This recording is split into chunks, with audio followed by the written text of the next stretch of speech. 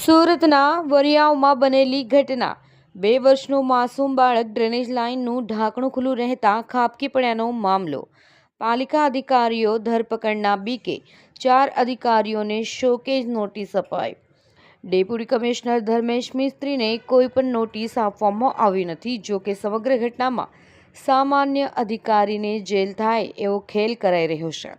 ભાવેશ રાણાનો report, i24 news channel, Surat. જવાબદાર અધિકારીઓ પર હાલ સુધી કોઈ પણ જાતની કાર્યવાહી કરવામાં નથી આવી, ખાલી કાગળ ઉપર કરવામાં આવી।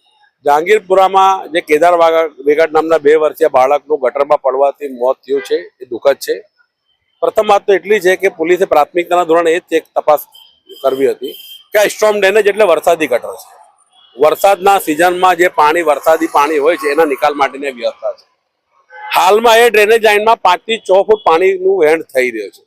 તો આ અત્યારે તો વરસાદની સિઝન નથી તો આ પાણી ક્યાંથી આવે છે, કયા ગેરકાયદેસર જોડાણો છે? ના તમામ ગેરકાયદેસર જોડાણો જે કોઈ વ્યક્તિના હશે એ ભારતીય જનતા પાર્ટીનો ધનદાની કાર્યકર્તા હોવો જોઈએ અને ભારતીય જનતા પાર્ટી સાથે સીધો સંકળાયેલો હોય એટલે તંત્ર એની સામે આ કાઢા કાન કરે છે, કોઈ કાર્યવાહી કરતું નથી અને એમના કૂપ આપે આ બાળકનું મૃત્યુ થયું છે। સુરત મહાનગરપાલિકાના ડેપ્યુટી કમિશનર ધર્મેશ મિસ્ત્રી, ઝોનલ ચીફ જે અંદર છે એમને 4 એમના નીચેના અધિકારીઓને નોટિસ પાઠવી છે। કાર્યપાલક ઇજનેર, ડેપ્યુટી ઇજનેર, જુનિયર ઇજનેર અને સુપરવાઇઝર। પોલીસ માત્ર સુપરવાઇઝરને ટાર્ગેટ કરે એ યોગ્ય નથી।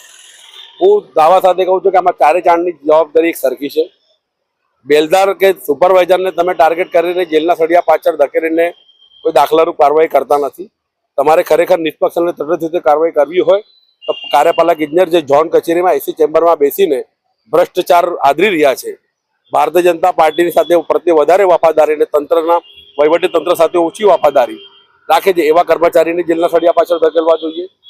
ઝોનલ અધિકારી જે છે પોતાના મગજમાં એવું છે કે ભારતીય જનતા પાર્ટીના સીધા નેતાઓના આશીર્વાદથી ઝોનલ બન્યા છે આસિસ્ટન્ટ ઇજનેરમાંથી, એટલે એને એવું છે કે એનો કોઈ વાળવાકો કરી શકે નહીં।